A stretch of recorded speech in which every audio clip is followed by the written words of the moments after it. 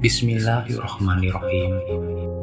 Assalamualaikum warahmatullahi wabarakatuh.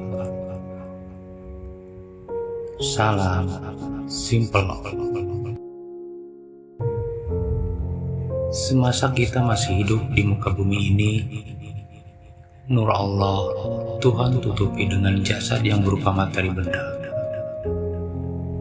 Namun di akhirat nanti, kita akan mengambil wujud sebagaimana sejatinya hakikat yang ada pada ruh masing-masing. Akan Tuhan singkap sebagaimana apa adanya. Tidak ditutupi oleh jasad lagi. Sebab itulah Rasulullah SAW bersabda, kalaulah nur seseorang mukmin itu Tuhan singkapkan, maka padamlah sinar matahari oleh karena terlebih terangnya.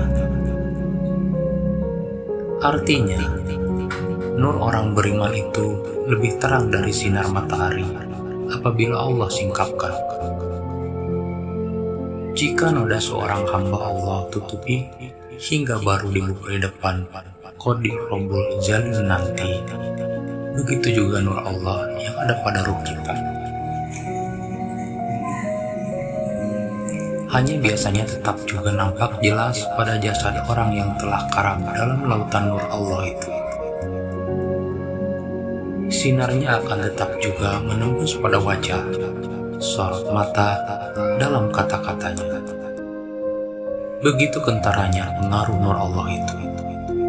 Bahkan nur Allah yang ada di dalam dada ahli thariqah itu dapat juga melimpah ke dalam benda-benda, ke dalam diri makhluk hidup dan yang lainnya. Apabila nur Allah itu melimpah ke dalam sesuatu, maka di dalam sesuatu itu akan nyata keberkahan Allah.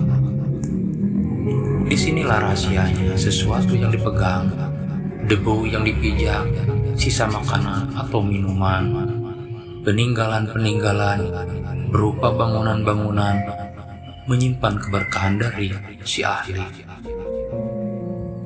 Allah yang telah pernah menyentuh atau membina bangunan-bangunannya, yakni insan al-kamil, manusia yang telah paripurna marifatnya kepada Allah. Bila si ahli Allah ini berbicara, maka ia berbicara dari hati melalui lantaran nur Allah yang ada di dalam dirinya, sehingga dapat menembus ke kedalaman relung hati lawan bicaranya. Kata-kata yang terbit dari nur Allah itu betul-betul dapat menyentak kesadaran seketika. Bila kata-kata yang meluncur dari lisan bersumberkan dari pemikiran otak, maka ia akan mengendap pula dalam otak lawan bicara. Kita tanpa dapat membangkitkan kesadaran batin seorang. Seandainya masih terkandung dosa walau seberat zarah pada jiwa, belumlah ia akan merdeka ke sisi Allah. Lantaran dosa itu hutang yang mesti dibayar. Bila tiada kita tempuh salah satu thariqah yang mutawatir sebagai jalan untuk kita mendapat api zikrullah, yaitu nur iman, nur Islam, nur tauhid, dan nur ma'rifat, maka dosa akan dibakar dengan cara yang lazim, yaitu dengan api neraka. Inilah yang diungkapkan Allah Subhanahu wa Ta'ala di dalam surat Al-Zalzalah.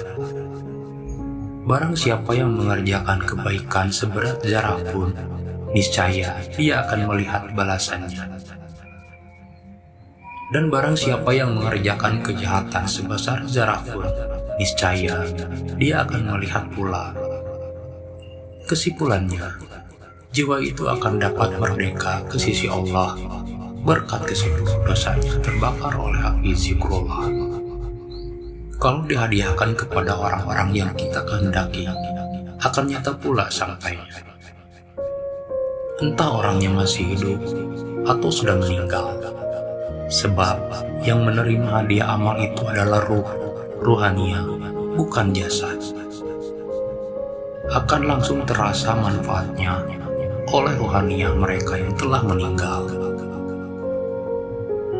Karena amalan-amalan ibadah di dunia sebelumnya baru terasa ada ganjarannya setelah kita menghembus napas yang terakhir. Wajib bagi kita memerdekakan dan mengangkat derajat martabat ibu bapak kita ke sisi Allah setinggi-tingginya. Kakek, nenek, moyang-moyang kita masing-masing. Kita hadiahkan amal zikir kepada istri, suami, kepada kaum kerabat, ahli famili, sebagaimana yang telah diperintahkan Allah kepada kita. Hai orang-orang yang beriman, selamatkan dirimu dan keluargamu dari api neraka yang bahan bakarnya adalah manusia dan batu. Penjaganya malaikat-malaikat yang kasar, keras, dan tidak mendurhakai Allah terhadap apa yang diperintahkannya kepada mereka, dan selalu mengerjakan apa yang diperintahkannya.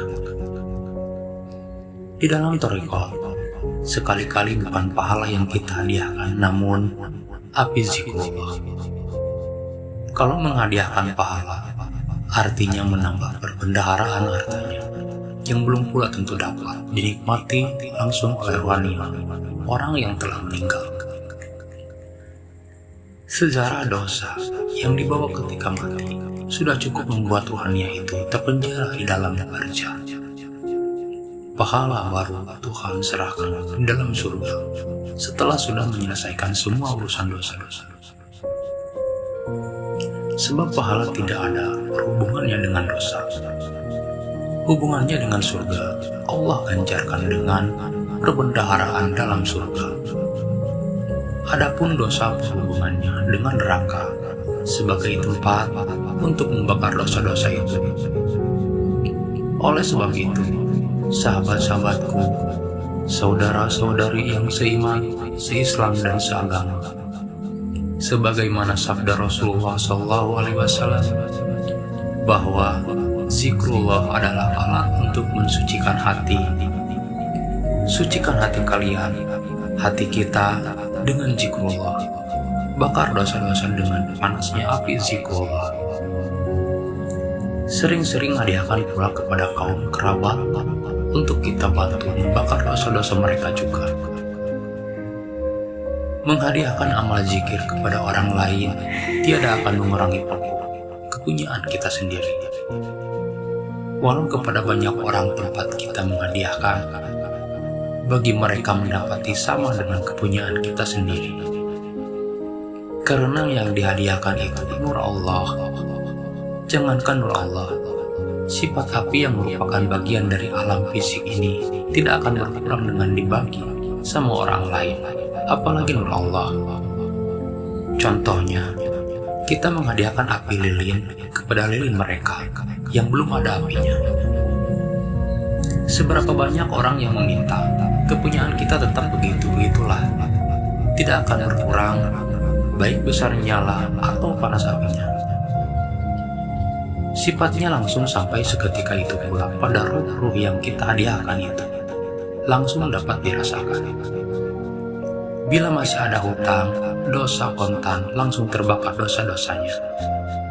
Bila tiada lagi, maka akan menjadi penambah pembendaharaan harta kekayaan di sisi Allah. Demikianlah amalan thariqat yang mutabarak itu. Suatu amalan untuk menerbitkan nur Allah ke dalam diri kita sebanyak-banyaknya, hingga melimpah-limpah. Mengisi nur Allah ke dalam hati, pada ruh hingga mengalir pula ke seluruh tubuh jasmani. Pada darah yang mengalir, otak benak, tulang daging dan kulit. Bahkan rambut diliputi oleh nur Allah diri kita keseluruhannya. Sekianlah, semoga bermanfaat.